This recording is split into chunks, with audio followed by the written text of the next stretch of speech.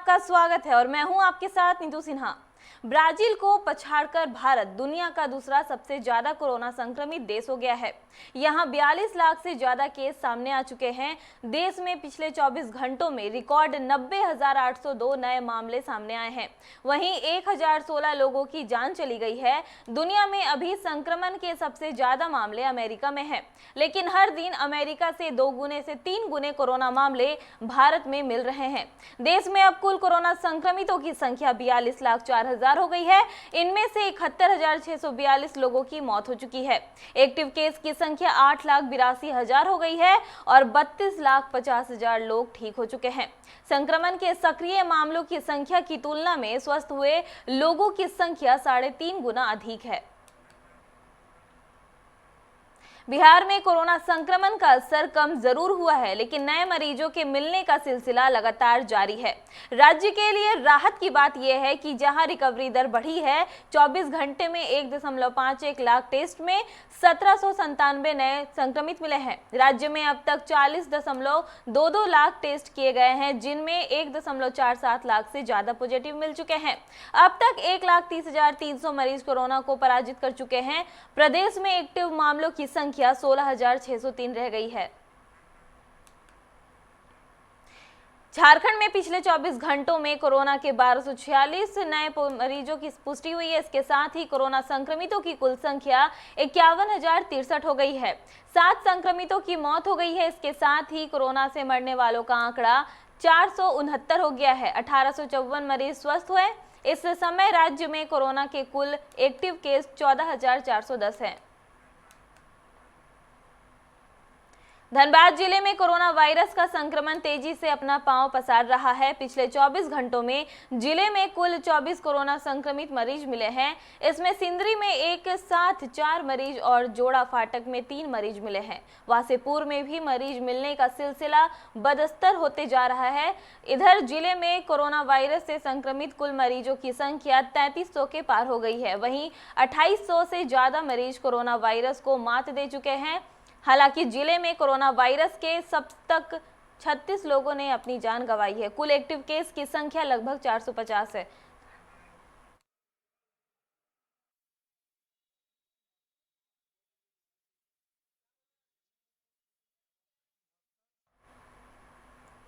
निरसा के कालू बथान में बन रहे मेगा प्रोजेक्ट के रूप में अडानी और आहूजा कंस्ट्रक्शन ग्रुप के संयुक्त रूप से एक बड़ा इलेक्ट्रिक सब स्टेशन बना रहा है, जहां आज सैकड़ों ग्रामीणों ने अपनी 7 सूत्री मांगों को लेकर काम ठप कर धरना पर बैठ गए।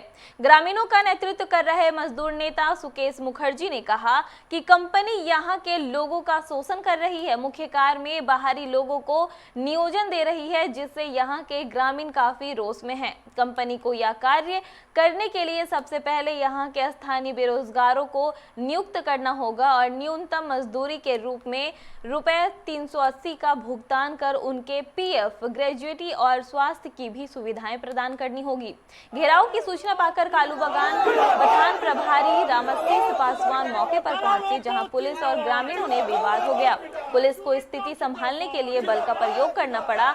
मामला बिगड़ता देख प्रशासन की अगुवाई में प्रबंधन और ग्रामीणों के साथ वार्ता हुई।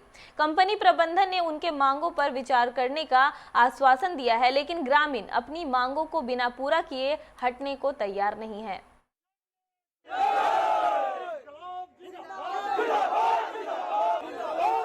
मजदूर को हम लोग काम देंगे, इस सवाल पर हम लोग गेट छोड़ के गए थे। आज अंदर में जो लोग काम कर रहे हैं उन लोग को भी सही हाजिरी नहीं मिल रहा है। पहले 220 रुपया मिलता था, हम लोग उसको बढ़ा के 250 रुपया किया। अभी हम लोग का मांग है अंदर में जो लोग काम कर रहा है सबको 380 रुपया करके देना होगा। पीएफ काटना होगा। पीएफ इसीलिए काटना होगा, पीएफ काटने के बाद ये लोग जब नौकरी छोड़ देगा तो इन लोग का पेंशन मिलेगा। और यहाँ जो कारखाना बनाने में काम कर रहा है 2 साल के बाद इन लोग को यदि छोड़ा देगा तो हम लोग आंदोलन करेंगे। और आज ही मालिक को हम चेतावनी देना चाहते हैं कि यदि कुछ दलालों का बल पर आप कारखाना चलाना चाहते हैं तो हम लोग इस कारखाना चलने नहीं देंगे। मजदूर का पूरा हक मिलेगा, मजदूर का चिकित्सा मिलेगा, मजदूर का ओवर टाइम मिलेगा। और जो अंदर में काम कर रहे सारी लोग हमारा है, सारी लोग हमारा साथ काम, गरीब है क्या करेगा, आज काम करने आए। और आज इस मजदूर को हम कह देते हैं आज जिसका हाजिरी जाएगा हाजिरी हम लोग दिलाएंगे, आप घबराइए मत। बागमारा में 4 लेन सड़क निर्माण में लगे वाहनों की सुरक्षा में लगे सुरक्षा कर्मियों को देर रात बदमाशों ने बंदी बनाकर लगभग 100 लीटर डीजल और बैटरी की लूट को अंजाम दिया है। घटना के बाद में सुरक्षा कर्मियों ने फोन कर कंपनी के अधिकारियों को घटना की जानकारी दी। घटना की सूचना पाकर महोदा पुलिस सोमवार की सुबह घटना स्थल पर पहुंचे और जांच पड़ताल किया। सुरक्षा कर्मी विशु कुमार राय ने बताया कि रात करीब 2 बजे लगभग 1 दर्जन की संख्या में मुंह बांधकर आए लुटेरों ने अचानक मुझे पीटकर पास के खेत में ले गए, जहां उन लोगों ने मुझे शांत से बैठने और जान से मारने की धमकी दी, जिसके बाद उन लोगों ने जेसीबी मशीन से लगभग 100 लीटर डीजल और सड़क बनाने वाली गाड़ी से बड़ा बैटरी उठाकर ले गए।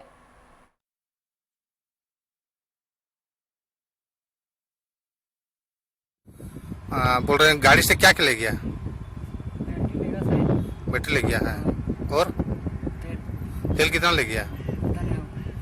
तेल भी ले गया है। तुम्हारे साथ मारपीट हुआ है क्या?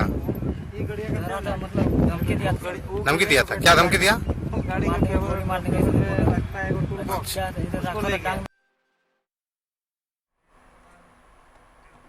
निरसा के ग्यारकुंड प्रखंड के कापासारा में झाड़ियों में एक शव मिला है।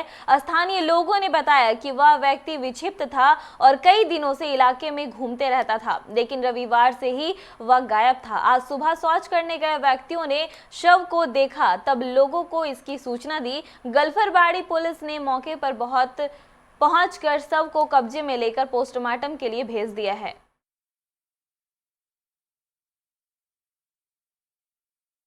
तो मेरा यहाँ पर एक मुन्ना भाई है उपकरण, जो भाई मेरे को फ़ोन करके बोला कि दीदी यहाँ पर एक ऐसे बॉडी पड़ा हुआ है, लेकिन ये लड़का जो है आज 2-3 दिन पहले सामने जो मेरा काली मंदिर है वहाँ पर बैठा हुआ रहता था, सोया हुआ रहता था। ये लोग देखा है इनको कि पागल है, विक्षिप्त है और ये इधर उधर भटक रहा था, लेकिन कल सारा दिन से वो गायब था। और अभी सुबह कोई सोच के लिए आया हुआ था, वो देखा कि वहाँ पर गिरा हुआ है।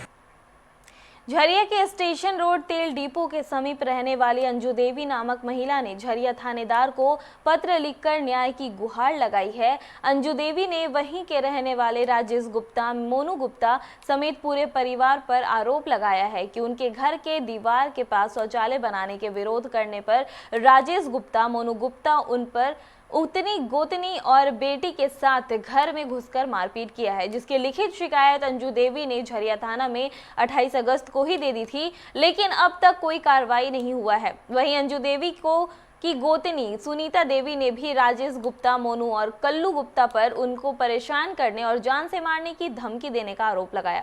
उनका कहना है कि अगर भविष्य में उनके परिवार के साथ कुछ होता है तो उसकी जिम्मेदारी झरिया पुलिस की होगी।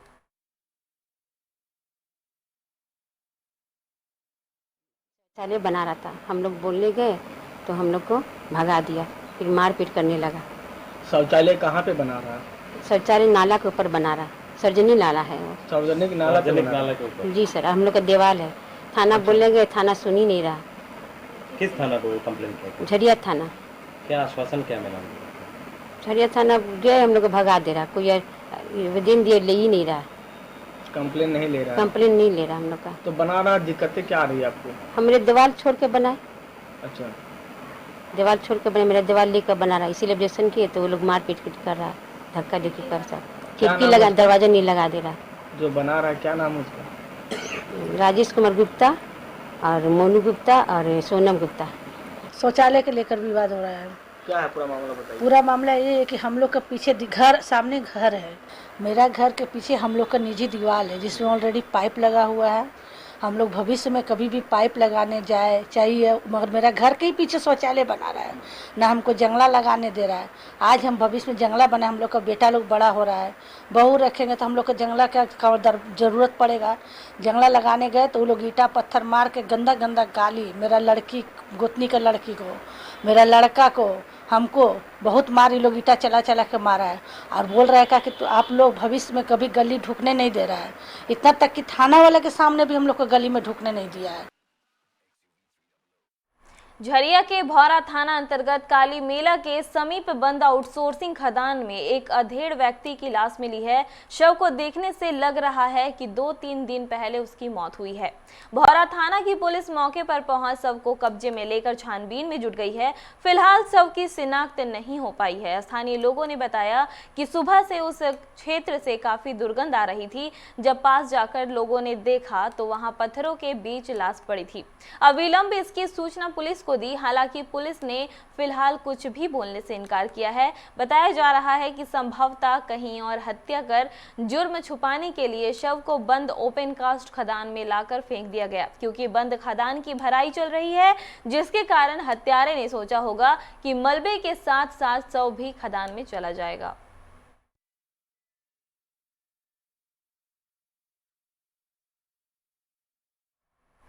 बागमारा के आकाश शकनी काटा घर पर कोयला लोडिंग में वर्चस्व को लेकर 2 गुटों में भिड़ंत की आशंका को देखते हुए मौके पर भारी पुलिस बल की तैनाती की गई है। साथ ही बीसीसीएल की ओर से सीआईएसएफ को भी तैनात किया गया है। बता दें कि अप्रैल 2018 में इसी काटा घर पर ढुल्लू समर्थक और जीप सदस्य सुभाष राय के समर्थकों के बीच जमकर बमबाजी और गोलीबारी हुई थी। इसी घटना के मद्देनजर प्रशासन द्वारा विशेष तैयारी की गई है।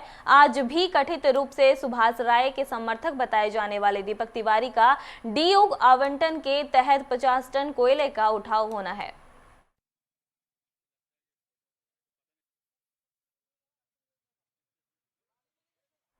बागमारा के महुदा पंचायत में स्थित फुटबॉल मैदान के पास जमीन से अचानक आग निकलने लगी, जिसे देखने के लिए मौके पर लोगों की भीड़ जमा हो गई। ग्रामीणों ने इसकी पंचायत में मुख्य प्रतिनिधि बदरुद्दीन अंसारी को दी है। उन्होंने बीसीसीएल प्रबंधक को फोन से इसकी सूचना दी, जिसके बाद आनन फानन में बीसीसीएल के कई अधिकारी घटनास्थल पर पहुंचे। फिलहाल मजदूरों को बुलाकर उस स्थान को खोदकर आग को बुझाने का प्रयास किया जा रहा है।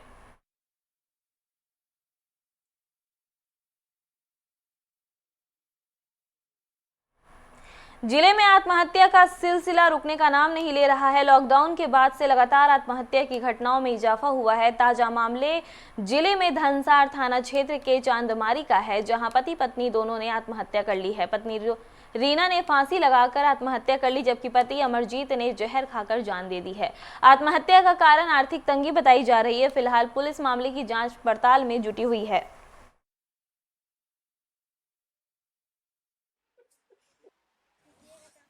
इतना जानते हैं कि लड़की स्वभाव की बहुत अच्छी थी, पति पत्नी में बहुत मेल और प्यार दुलार इन लोग का था, और सभी से इन लोग बड़े और छोटे सभी से मेल मिलाव था। लेकिन इनका घटना जो है, जो हम लोग को भी समझ में नहीं आ रहा है कैसे काहे हो गया। देखिए क्या करते थे? पति बेरोजगार थे, विकलांग थे पति। विकलांग थे पति, इनका मतलब झुक के चलते थे। अच्छा। और मतलब कुछ ऐसा काम नहीं कर पाते थे। और 2 लड़की है, तो बेचारी झोला लेके फेरी अपना करती थी, श्रृंगार के सामान फेरी करती थी। उससे कुछ अगर 10-20 कमाई तो अपना इनका खाना खुराकी चलता था, और नहीं तो ऐसे रहते पड़े। क्या लग रहा कि आर्थिक तंगी के कारण इस तरह का घटना? हाँ, बस वही भूख से और यही अपने मतलब तकलीफ से किया है। आवेदक के द्वारा बताया गया कि हमारी बहन की मृत्यु फांसी से हुई है, और उसकी मृत्यु का सदमा उसके पति से नहीं बर्दाश्त हुआ, और सदमा के कारण उसकी हृदय गति रुक जाने के कारण उसकी मृत्यु हो गया है। इसमें किसी का कोई दोष नहीं है। क्या कारण क्या था इस तरह? इसमें नहीं बताए हैं कि क्या कारण है किसी के। आउटसोर्सिंग कंपनियों की गलत नीतियों का साथ देने के आरोप लगाते हुए ऑल इंडिया कांग्रेस के केंद्रीय सदस्य संतोष सिंह और फ्रेंड्स ऑफ संतोष सिंह के समर्थकों ने आज डीजीएमएस कार्यालय का घेराव कर आंदोलन की शुरुआत की है। संतोष सिंह ने कहा कि झरिया में आउटसोर्सिंग कंपनियां डीजीएमएस के गाइडलाइन के खिलाफ जाकर ओबी डंपिंग कर मौत का पहाड़ बनाते जा रही है, जिस पर डीजीएमएस भी मौन है। आउटसोर्सिंग कंपनियां डीजीएमएस और एनआईटी के गाइडलाइंस के अनुसार कार्य नहीं कर रही, इसके बावजूद भी कंपनी के खिलाफ कार्रवाई नहीं हो रही है। ब्लास्टिंग भी अप्रशिक्षित कर्मचारियों के द्वारा करवाई जा रही है।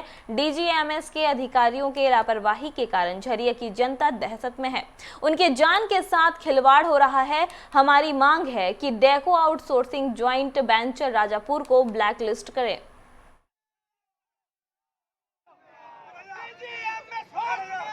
जिले में आउटसोर्सिंग का काम चल रहा है, पूरे एनआईटी और डीजीएमएस के गाइडलाइन का धजूड़ा का काम चल रहा है।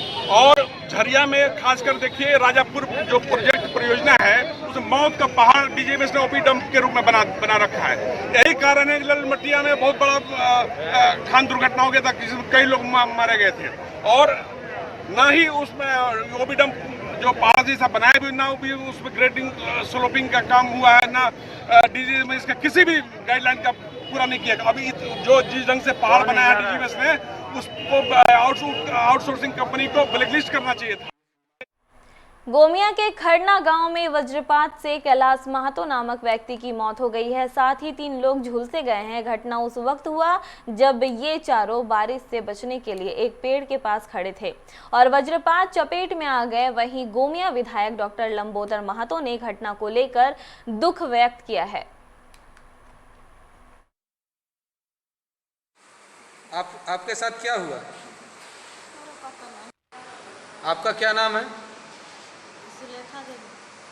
साथ में था, अपने मम्मी पापा के साथ में था। अभी बच्चे की स्थिति क्या है? ये तो अभी ठीक हो गया, सुई पड़ा है। बात से एक व्यक्ति की मौत हो गई है, क्या है पूरा मामला और क्या कहेंगे सर? आज गोमिया प्रखंड के चूटी पंचायत के खरना गांव में एक दुखद घटना घटी है। कुछ घंटों पूर्व वहां पर एक वज्रपात हुआ है, जिसमें उस गांव के निवासी कैलाश महतो और उनके परिवार के 3 सदस्य एक पेड़ के नीचे थे। इसी बीच वज्रपात हुई, उसमें कैलाश महतो और उन सभी घायलों को गोमिया CHC में इलाज के लिए भर्ती कराया गया। और इलाज के क्रम में जो 3 लोग हैं उनकी स्थिति अच्छी है, लेकिन कैलाश महतो जी नहीं रहे और उनकी मृत्यु हो चुकी है। साहिबगंज के मुसफ्फसिल थाना क्षेत्र के सोलबंधा गांव में सोमवार की अलसुबह 35 वर्षीय प्रमोद यादव ने अपनी 30 वर्षीय पत्नी विभा देवी की हत्या कर धारदार हथियार से कर दी। हत्या करने के बाद प्रमोद फरार हो गया। आसपास के लोगों ने घटना की सूचना मुफस्सिल थाना पुलिस को दी। सूचना मिलते ही मुफस्सिल पुलिस घटनास्थल पर पहुंची और शव को कब्जे में लेकर पोस्टमार्टम के लिए भेज दिया है। पुलिस हत्या के कारणों की जांच कर रही है।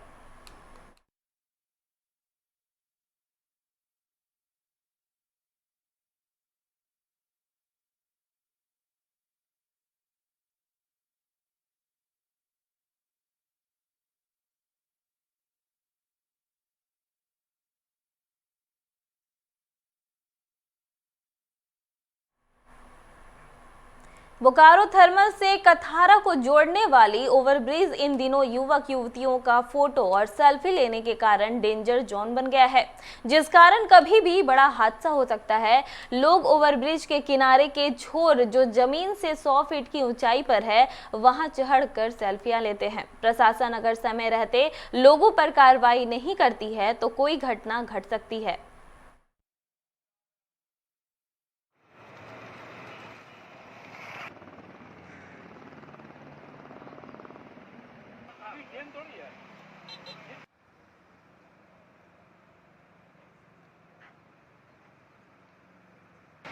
के बीचों बीच ये जो गड्ढा है करीबन 80 फीट का गड्ढा है, इसमें गिर भी सकते हैं, जिसके कारण बहुत गंभीर दुर्घटना हो सकती है आपके साथ। तो इस सब को ध्यान में रखते हुए आपको सेल्फी लेना है और सावधानी पूर्वक लेना है। और हम अपने सारे दोस्तों से यही कहना चाहते हैं कि आप जब भी सेल्फी लें यहाँ आ करके तो अपनी सुरक्षा को ध्यान में रख कर लें। तो नज़ारा देख रहे कितना खूबसूरत है और हम सेल्फी लेते हैं तो बहुत ही सावधानी बरत के लेते हैं। बाकियों को भी सलाह देते हैं, अपनी दोस्त लोगों की, वो सही सुरक्षित हो के सेल्फी लें, क्योंकि यहाँ से आप DVC का पावर प्लांट देख सकते हैं, इधर का भी दृश्य देख सकते हैं जो काफ़ी खूबसूरत रहता है। ये हमारा बोकारो थर्मल का ब्रिज काफ़ी दृश्य आकर्षित करता है। जानलेवा तो ये हो सकता है, बट क्या है कि ये इतना अच्छा यहाँ का दृश्य है। इधर सामने प्लांट है, उसके पीछे फिर जंगल है, तो ये सेल्फी पॉइंट तो बन चुका है और बड़ा ही अच्छा पुल है। तो लोग आते हैं यहाँ सेल्फी लेते हैं, बट अपनी सेल्फी का भी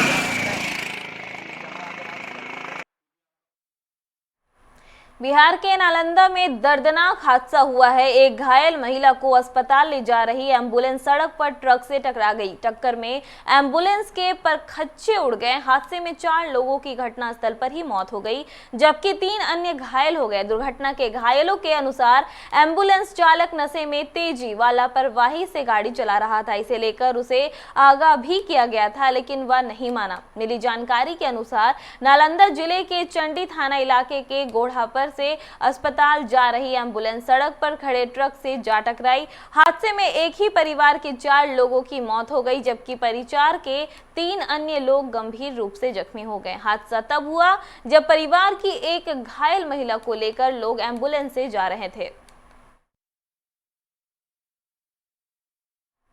रानीगंज के महावीर कोलियरी इलाके में भाजपा ने एक पथ सभा का आयोजन किया, जिसमें रानीगंज के भाजपा संयोजक मदन त्रिवेदी, संजीव मोहांती, ओकरनाथ केसरी समेत कई लोग मौजूद थे। मदन त्रिवेदी ने टीएमसी पर आरोप लगाते हुए कहा कि हाल ही में हुई टीएमसी के सभा में लोगों को जबरदस्ती लाया गया था। जो लोग सभा में शामिल नहीं हुए उनके घर की बिजली काट दी गई। उन्होंने कहा कि राज्य में टीएमसी के राज्य में अपराधियों को बोलबाला हो गया है। प्रति व्यक्ति 5 सेंट्रल गवर्नमेंट का ही नौकरी कर रहा है या फिर राज्य सरकार का, क्योंकि राज्य सरकार का नेता उसको फोन करता है कि इतने होता है इंजीनियर, और कब लाइन लाना है तब वही से उसी इंस्ट्रक्शन ले लेता है।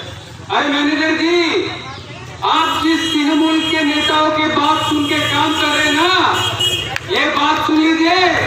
पश्चिम बंगाल में तो ये टीएमसी करता है, लेकिन बिहार में भाजपा करता है।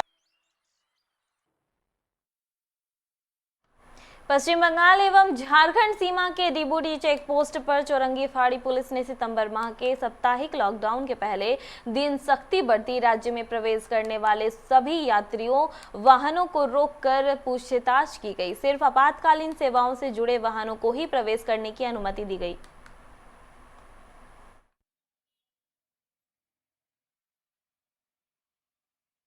রাখার জন্য দিয়েছে না না ই হচ্ছে নোংরা হয়ে গেছে তো। কোথা থেকে আসছেন? এই কুমারটুলি থেকে। যাবেন কোথায়? ডাক্তার এই কেন্দ্রবাজার। কি কাজ আছে? হ্যাঁ কি কাজ? ওই ডাক্তারখানা গেছিলাম। প্রেসক্রিপশন আছে আপনার কাছে? প্রেসক্রিপশন আছে? না না মেয়ে আছে ওখানে, তো ওকে দেখতে গেছিলাম। আপনি বললেন ডাক্তারখানা গেছিলাম, ওকে নিয়ে ওখানে। আজকে তো লকডাউন জানেন। सलानपुर के एथोड़ा गांव के शमशान घाट जाने वाली मुख्य सड़क का उद्घाटन बाराबनी विधायक विधान उपाध्याय ने किया। इस दौरान जिला परिषद कमाध्यक्ष मोहम्मद अरमान, टीएमसी नेता भोला सिंह, ग्राम पंचायत प्रधान समेत कई लोग मौजूद थे। विधान उपाध्याय ने कहा कि एथोड़ा ग्राम पंचायत CFGC एवं NGRS कोष की सहायता से लगभग 11 लाख की लागत से इस PCC सड़क का निर्माण हुआ है।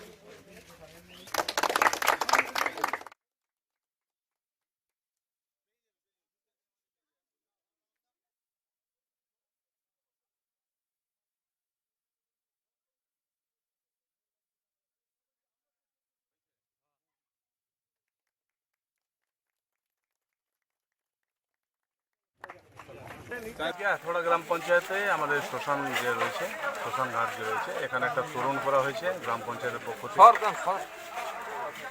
করা হয়েছে। আর এই শ্মশানের যে রাস্তাটা আছে, এই রাস্তাটা হয়েছে, এটার উদ্বোধন করা আছে। কত টাকা ব্যয় করে করা হলো এটা? ওটা 3 লক্ষ টাকা। 3 লক্ষ আর এটা প্রায় 7-8 লাখ। প্রায় 11-12 লক্ষ টাকা দিয়ে তোরণ আর রাস্তা।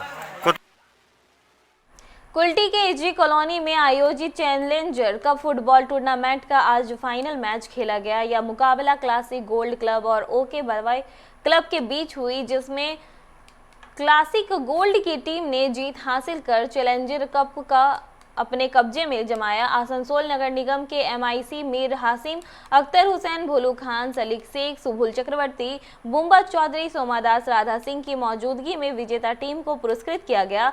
साथ ही हारने वाली टीम को भी सम्मानित कर उनका हौसला बढ़ाया गया।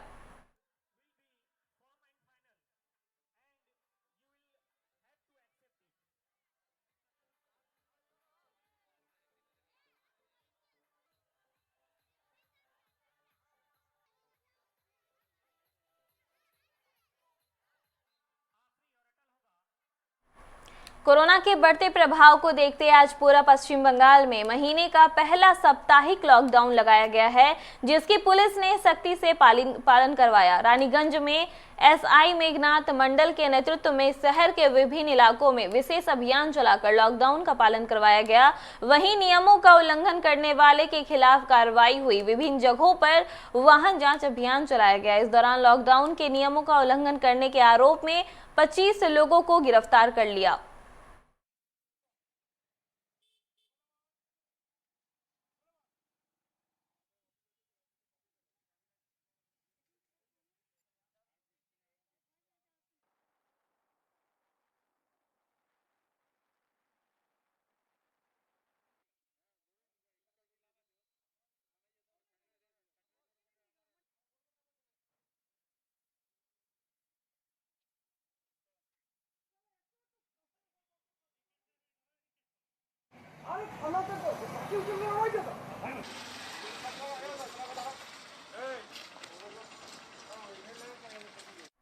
आसनसोल में भी साप्ताहिक लॉकडाउन का खास असर देखने को मिला।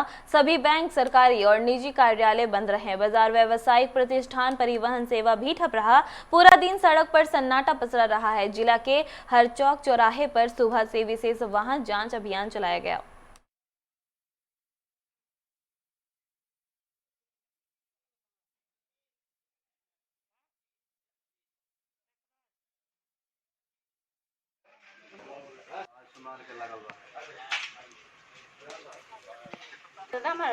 দোকান তো লাগাইনি, কি করবো?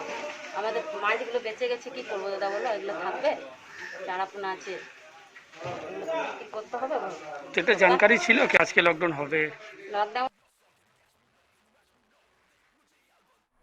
आसनसोल के 55 नंबर वार्ड स्थित कुमारपुर के विभिन्न इलाकों को आज सैनिटाइज किया गया। इस मौके पर तृणमूल कांग्रेस वार्ड कमेटी अध्यक्ष शंकर चक्रवर्ती मौजूद थे।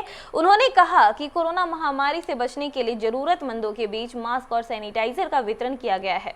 वार्ड के सभी इलाके के लोगों को थर्मल स्क्रीनिंग कर कोरोना की जाँच की गई है। इलाके के लोगों के बीच कोरोना से बचाने के लिए जागरूकता अभियान भी चलाया गया है।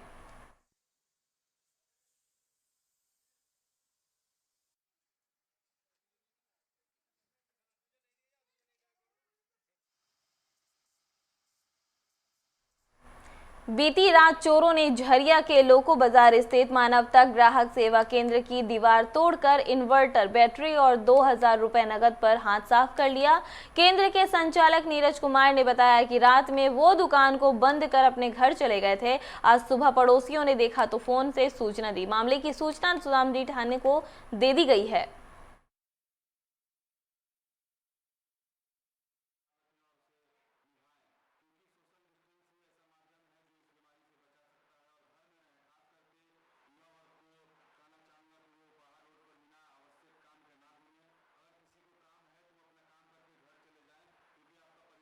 बैटरी और इन्वर्टर चोरी हुआ है। गल्ला से 2-2,500 रुपया चोरी हुआ है। छोटा मोटा सामान है।